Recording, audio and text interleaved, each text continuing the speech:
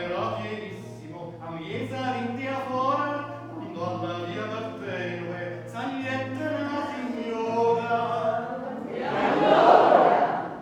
E allora io dissi subito, signora secca qua, rispose lei, stia comodo, vedrà che ci si sta. Si stringano, per me c'è posto ancora, e qua senzina andrangheta, s'accomodai a signora. E allora dietro all'angolo mi strinse ancora un po', le rise poi guardandomi, le gambe accavalciò. Io sospirai il mento, dammi una gamba fuori, come sospirai a Cesare, e cosce la signora. E allora dissi, e di Napoli? No, mi sono di Milano. Fai bagni qua, certissimo, no, mi fa tu mano. Vorrei vedere il Frisio, non vista mai finora, se vuole io posso. Oh, grazie. E s'ammuccaia signora. E allora poi adunandomi, cadendo tra un po' e la gente se guardava, dissi, io scendei e me vegliai un tazzo, a fin di venire allora e a Frisio Giulietta, io sulla signora. E allora senza scrupoli cominciai a pensare, da lei non fare ingenuo, mi disse, oh, non sta, andiamo prima a Frisio, mangiamo e di buon'ora, io sto del studio, lei mi accompagna allora.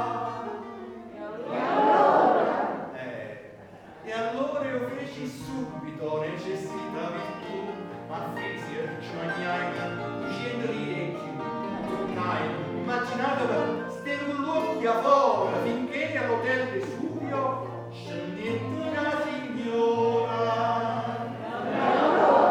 Dovete sapere, io vi dico, e qui viene il graziosissimo che a tutti presentavami, presento Marie, meravigliato proprio, Luca fuori, e dietro in da camera, e s'assettai la signora.